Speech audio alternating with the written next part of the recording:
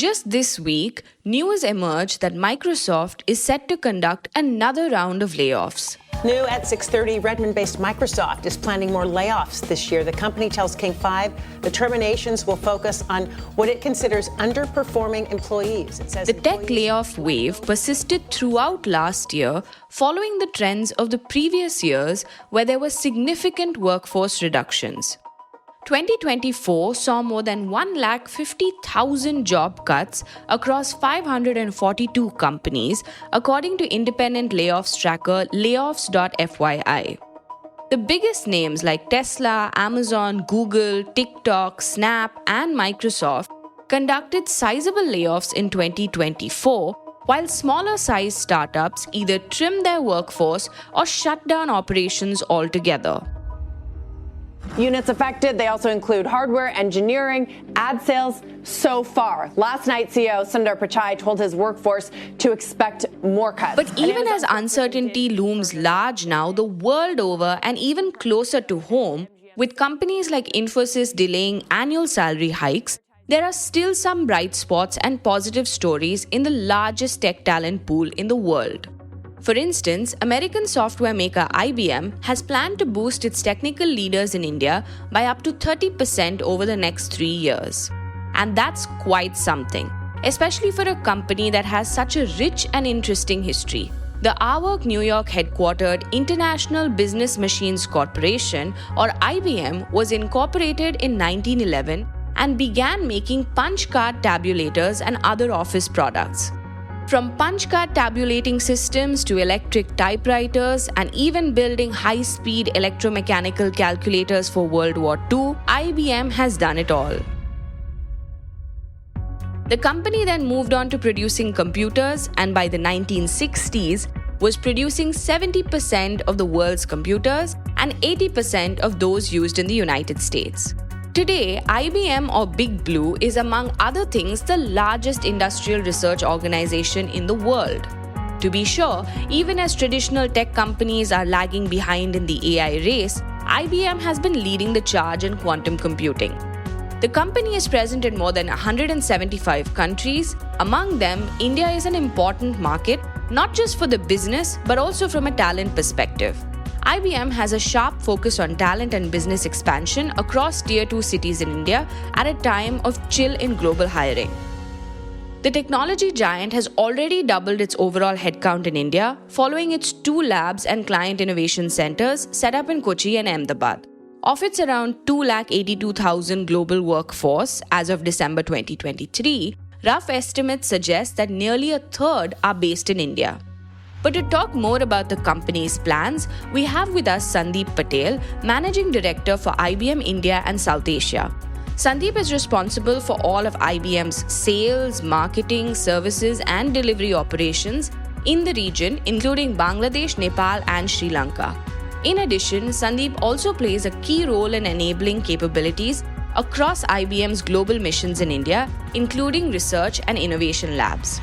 Sandip took up this role in 2020 with a mandate to make IBM the #1 hybrid cloud, AI, and consulting expertise company in India and South Asia.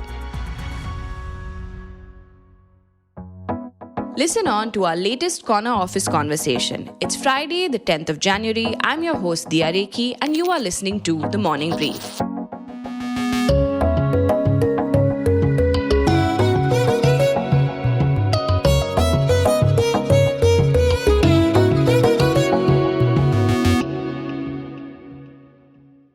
Thank you so much, Sandip, for joining us on The Morning Brief. It's such a pleasure to have you. Yeah, great to be here. So, Sandip, just to kick off this conversation, right, as we step into the new year, I'd love to hear your thoughts about what you feel about India's techade, as it's being called, and how you see the tech landscape really shaping up and your expectations for the year ahead. I think India's decade is very real. And I think the movement and progression of technology is exactly what will actually propel us towards Viksit Bharat. So our India's trajectory to become a $10 trillion economy by 2035 hinges on the convergence of key frontier technologies like artificial intelligence, semiconductors, and quantum computing. These are technologies that will redefine industries, propel the nation into global leadership. We are already embracing AI at scale in India. According to IBM's AI Adoption Index, which is a survey that we recently did, 59% of Indian enterprises have begun integrating AI into their operations. However, only a fraction of these have scaled these initiatives to unlock transformative value. So, as AI matures, the future actually lies in developing multimodal, multi vendor environments that can process diverse data sets efficiently. The second technology that I referenced was semiconductors. India already accounts for 20% of the global chip design talent. By fostering public, private, and academic partnerships, investing in the right R&D, and scaling manufacturing capabilities in this space, the nation can emerge as a hub for semiconductor innovation and really start to take a leadership role in this particular technological space. The third technology that I talked about was quantum computing. While it's still in its infancy, quantum computing offers unparalleled potential to reshape industries. Fields like quantum algorithm discovery and quantum centric supercomputing, they present immense opportunities for India given its strong foundation in software engineering and high performance computing. I think if all of these things start to move in the right direction towards making us Viksit Bharat, I think this is what will shape India's decade as we move forward into the next wave of growth. Now, from an India perspective, Sandeep, where do you see things headed for IBM? I mean, we've talked about the immense talent here and the demographic dividend, but how does India really fit into IBM's broader growth story and vision? India, and IBM India in particular, is a very critical part of the overall IBM enterprise. I have always operated in India as a microcosm of the IBM Corporation, where we have all of our different groups that are represented in India. We have a very vibrant domestic market. We have a very large and thriving global delivery operation in India. But in addition to that, we have a lot of our global missions which focus on research development, etc., that are based in India. So we have our software labs, our systems lab, as well as our research labs that conducts cutting edge research in conjunction with our research labs around the world. We are also consciously expanding to emerging markets. So beyond the metros in India, we are actually expanding into tier 2 and 3 markets within India, because what we find is that there is continued growth of MSMEs in these markets that actually provide a huge opportunity to serve these emerging organizations in India. But also, this helps us tap into a much larger pool of talent and access new clients in these markets. Sure. So, just building on what you mentioned earlier, Sandeep, about expanding beyond metros, right?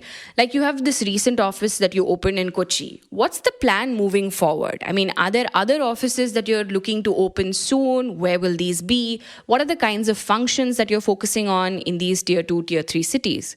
So we have established our software labs outside of Bangalore, which is where they were predominantly, in two locations. We started with Gandhinagar and then with Kochi. Both of these labs have grown significantly over the last 2 years and continue to sort of serve as the hubs for a lot of our software development that gets done at an enterprise level.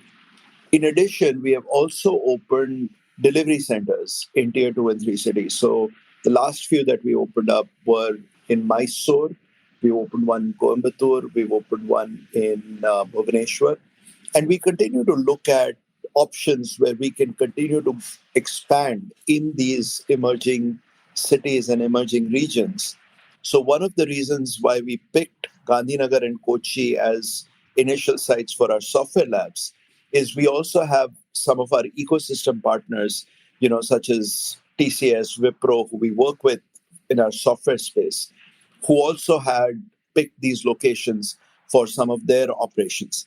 So that is something which we will continue to look at as we continue our expansion plans in India. So, coming back to India as a market for IBM, you mentioned earlier that it's a key focus area. So, can you share how significant the Indian market is as an opportunity? I mean, where does it stand currently for IBM? Do you see it climbing up further, perhaps in your top 5 markets? So the India IT spending, I think, is projected to go up to about $160 billion in 2025, which is an increase of over 11% from 2024. This is according to Gartner estimates and Gartner forecasts. When you look at the AI Enterprise Adoption Index by NASSCOM, it says that manufacturing, telecom, media, entertainment, they are now sort of moving into an expert stage in AI adoption, and other sectors are catching up. So these are data points that you have to look at to then say, if this is what the growth is, that gives you an indication of where I think the potential is in India and where we need to continue to sort of align our strategy towards where some of the spending is happening. Speaking of the whole talent pool in India, right? Startups have a huge role to play in that as well.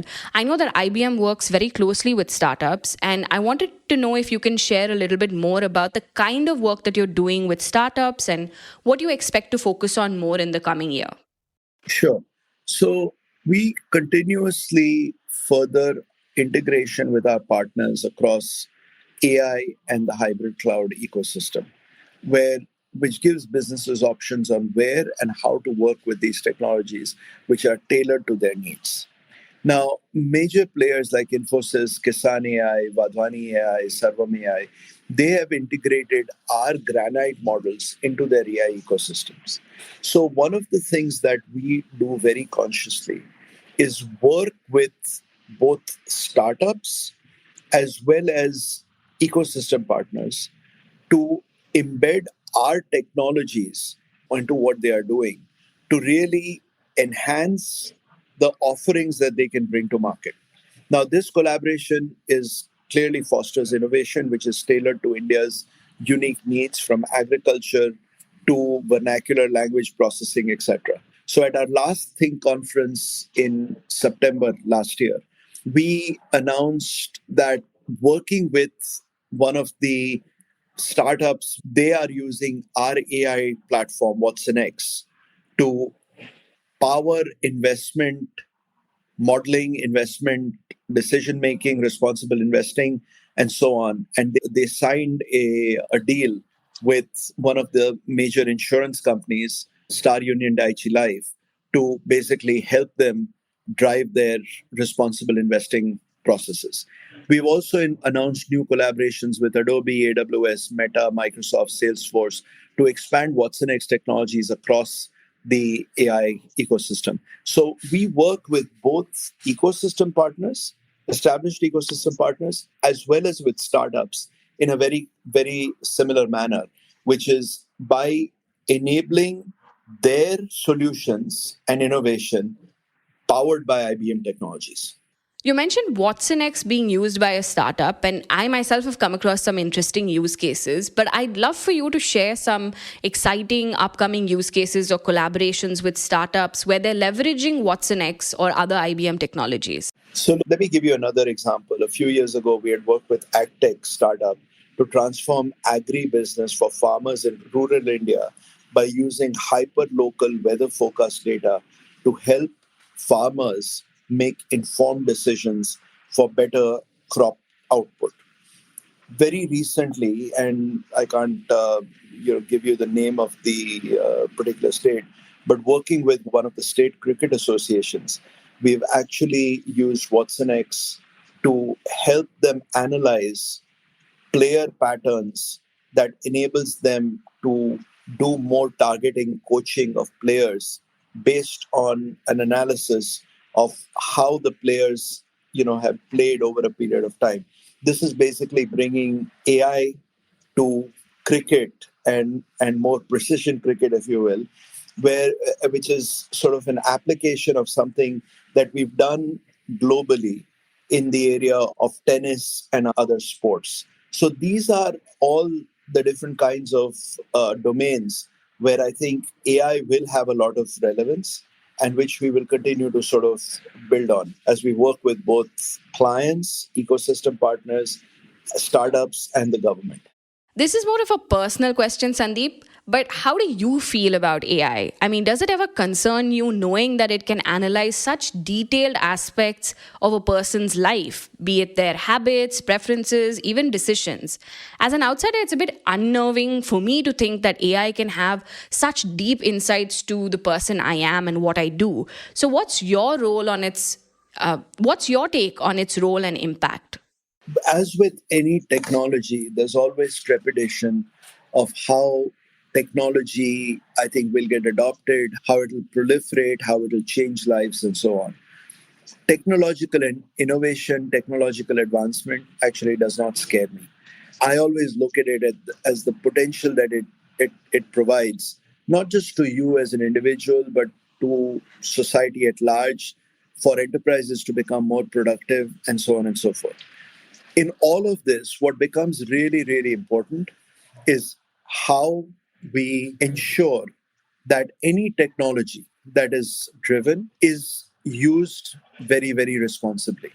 So we have been very, very strong advocates of responsible AI, which means the data that is being used, there is provenance around that data. We also are very strong advocates around data stewardship, where we have been one of the first, I think, that have come out and said that data of clients, of individuals, that data and those insights belong to them. And we should not be using it in any other way than what it was intended within the AI platform. The second pillar of responsible AI is it explainable and transparent? So when you look at the outcomes, do you know how those outcomes were derived? How the technology is using the data? How it is? What are the algorithms which are being used to actually give you the outcomes? And can you trust those outcomes? The trust in those outcomes is important. And then the third pillar, which is really critical, is it free from bias, whether it is intended or unintended bias, and it needs to be free from that. So this is where the whole area of responsible AI and making sure that all AI usage within an enterprise is governed properly is really, really important. Definitely. So, extending our conversation on AI just a bit further, how is it being used within your internal processes at IBM? And also, what do you see as the potential for AI innovation, particularly with pilots coming out of your research and tech labs in India and being deployed globally? IBM as an enterprise, we have been very proactive in using AI for our own operations. Today, for example, 95% of our HR transactions are happening through our Ask HR portal that is powered by our Watson X AI platform. Similarly, we have embedded that into many of our core operations to the point where we've been actually able to drive productivity improvements of several $billion from our core operating costs. Right. So, Sandeep, moving on now to the cloud business, because we've discussed AI quite a bit. Can you share some insights on how the cloud business is performing, and specifically, how do you see it progressing in India moving forward? Yeah, so we have been very clear about our cloud positioning right from the beginning. We have been firm advocates and believers that enterprises and the world will operate in a hybrid infrastructure, which means at any given point, an enterprise will have workloads that operate on a public cloud. They will have things which are on a private cloud like infrastructure, and they will have things which are on prem, which will not operate or may not be economically viable to operate on a public cloud infrastructure. This is precisely why we, 6 years plus ago, we acquired Red Hat, which enabled us to build out a platform which will continue to get enhanced with some of the other acquisitions that we've done, the more recent acquisition of HashiCorp. It will continue to enable us to provide clients the option of operating seamlessly and moving their applications and data seamlessly across these hybrid environments. To wrap up, Sandeep, when you think about your focus areas for the coming year, what would you say are your top three priorities? Well, at the top of my mind, continue to be the strategy that we are operating in. So we will continue to focus our products, solutions, and work that we do with clients around hybrid cloud and AI, underpinned by a strong, layer of security to enable our clients move across their digital journeys through these technologies. Point number one.